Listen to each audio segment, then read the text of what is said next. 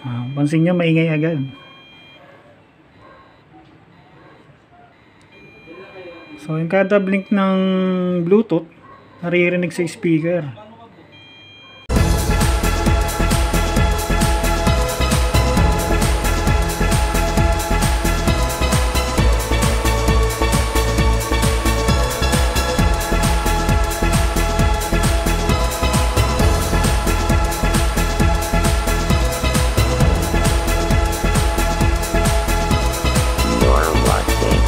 Katropolits.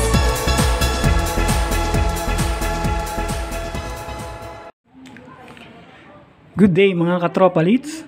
Ito na naman po ang inyong katropa, si Palits. So guys, meron lang akong i-share. Ngayon, so tungkol na ba ito sa mga ganitong klaseng Bluetooth module, no? Bluetooth player na may humming or may maingay, no? Pero kapag nagsa-sounds naman, natatabunan naman yung ingay niya. So, papakita ko sa inyo na may humming to. Kabit muna natin ang ating ampli. So, dito na ako nag-testing guys sa maliit na ampli. Ayan, negative, then positive. So, wala tayong humming guys ha. Ayan, walang humming yung ating ampli. Ayan. So, ayan no. Kung nakikita nyo, may ilaw na yung ating ampli. So, kabit natin yung ating input.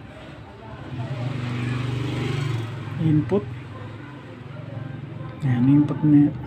At dito sa output ng Bluetooth module. Then, yung power supply ng ating module. Ayan. So, kabit muna natin. Negative.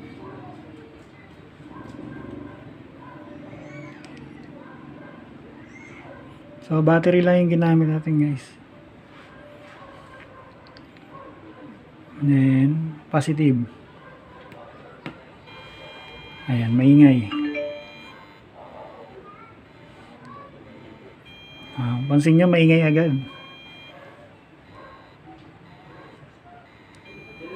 So, yung kada blink ng Bluetooth, naririnig sa speaker. So, paano natin gagawa ng paraan niya? So, malakas no? Ayan.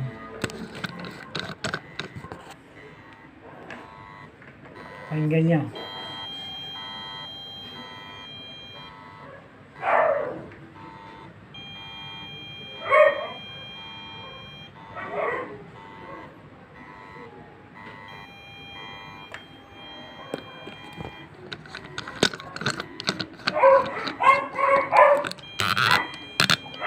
So, pag tinanggal natin yung supply,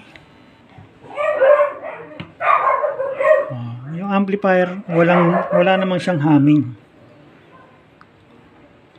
So, ang gusto kong i-share sa inyo, meron akong ginawang paraan para dyan.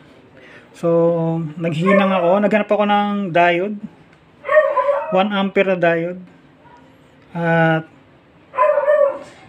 1 watts na resistor at 1/2 watts na resistor ulit.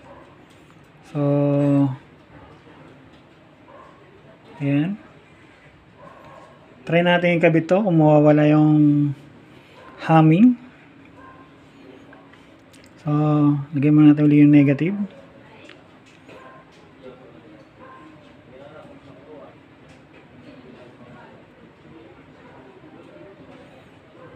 Negative.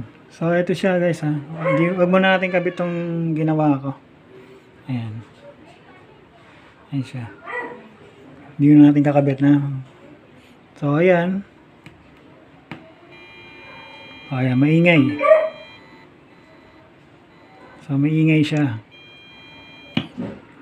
So, kabit natin tong ginawa ko. Ayan. Papunta to ng Bluetooth module guys. Ito yung supply ng positive. Ito yung ginawa natin. So unahin muna natin na ikabit yung magmula sa diode. So ito yung positive diode, yung may guhit. Nakikita nyo ba? Yung may guhit. So ito yung may guhit, no? Ito yung may guhit. So ito yung positive. Nakaharap ang positive papunta rin sa ating module.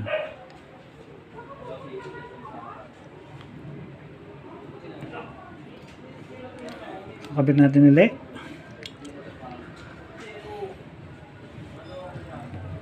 Uy, may cleaning wire.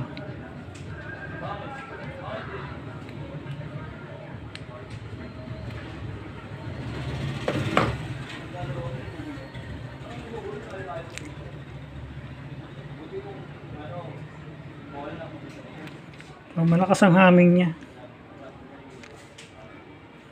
And ito na, no? So try muna natin magmula sa diode.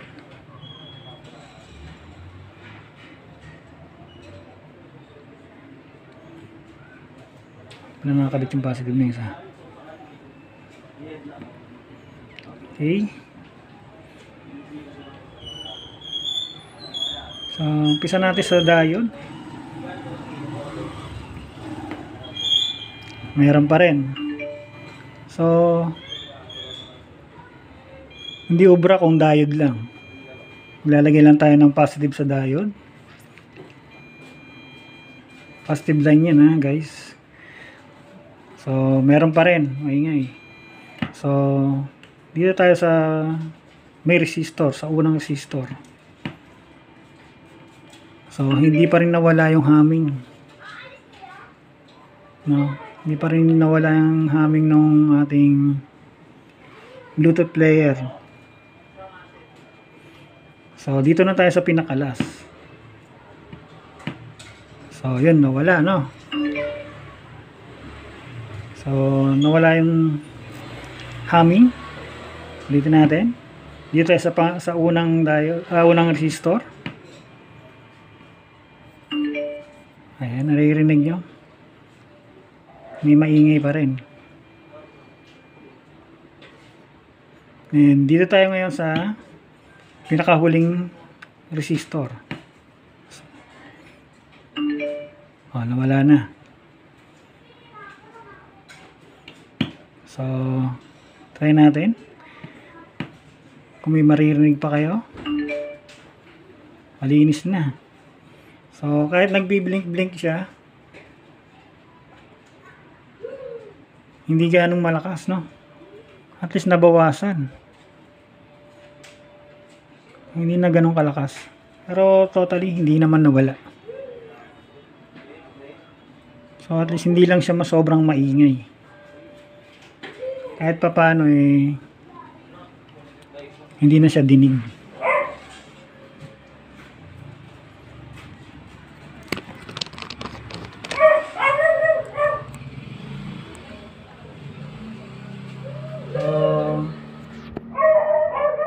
Wala na, ano? So wala na yung parang maingay masyado.